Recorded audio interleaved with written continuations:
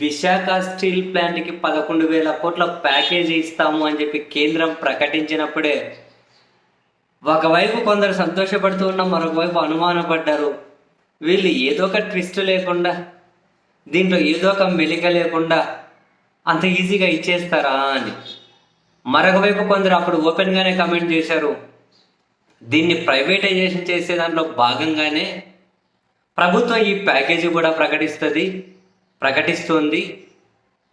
ఆ స్టీల్ ప్లాంట్కి ఉన్నటువంటి అప్పులు, ఏమైనా బ్యాంకుల్లో ఉన్న అప్పులు అవి ఇవన్నీ తీర్చేసి ఈ ప్యాకేజీ ద్వారా ప్రైవేట్ వాళ్ళకు అమ్మేస్తారు.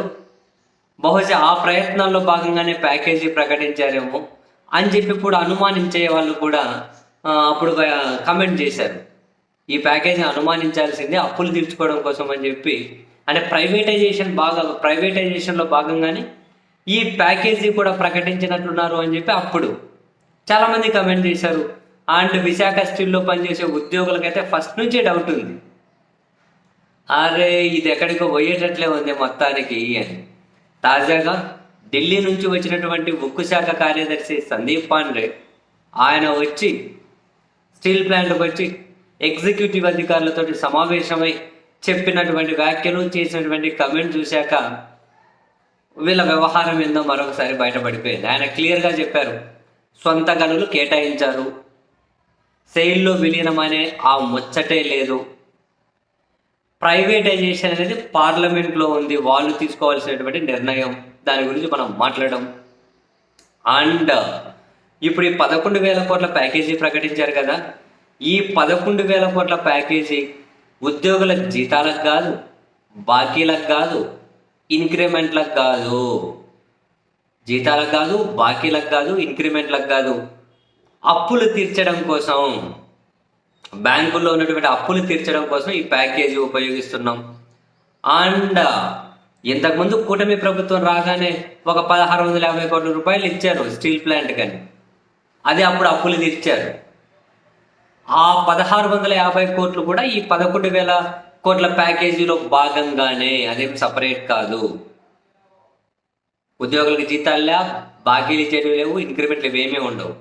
అండ్ ఇక్కడ ఇంట్రెస్టింగ్ ఏంటి అంటే ఈ ఫర్నేస్ 3 ఆగస్టులో ప్రారంభించాలనుకున్న ఫర్నేస్ 3 ఏదైతే ఉందో దాని ముడి పదార్థాల కోసం, ఆ ఫర్నేస్ 3 ముడి పదార్థాల కోసం ఈ 11,000 కోట్లు వచ్చినటువంటి ప్యాకేజీ ఉపయోగించాలి అని చెప్పి కొందరు ఉన్నతాధికారులు, మరికొందరు బీజేపీ నాయకులు ఇప్పటి నుంచే ప్రయత్నాలు చేస్తున్నారంటే దాన్ని కేటాయించాలి అని. ఎందుకంటే 1,000 కోట్ల రూపాయల కమిషన్ వస్తుంది అని చెప్పి, ఆ కమిషన్ల కోసం అని చెప్పి ఇప్పటి నుంచే ప్రయత్నాలు చేస్తూ ఉన్నారు అని తెలుగుదేశం పార్టీ పత్రికే రాసుకుంటూ వచ్చింది ఈ పాయింట్ అయితే. వెరసే మొత్తం మీద విశాఖ స్టీల్ ప్లాంట్ ప్రైవేటైజేషన్ కాదేమో అని చెప్పి సంబరపడిన వాళ్ళ సంబరం 3 నాళ్ళ ముచ్చటగానే మిగిలింది.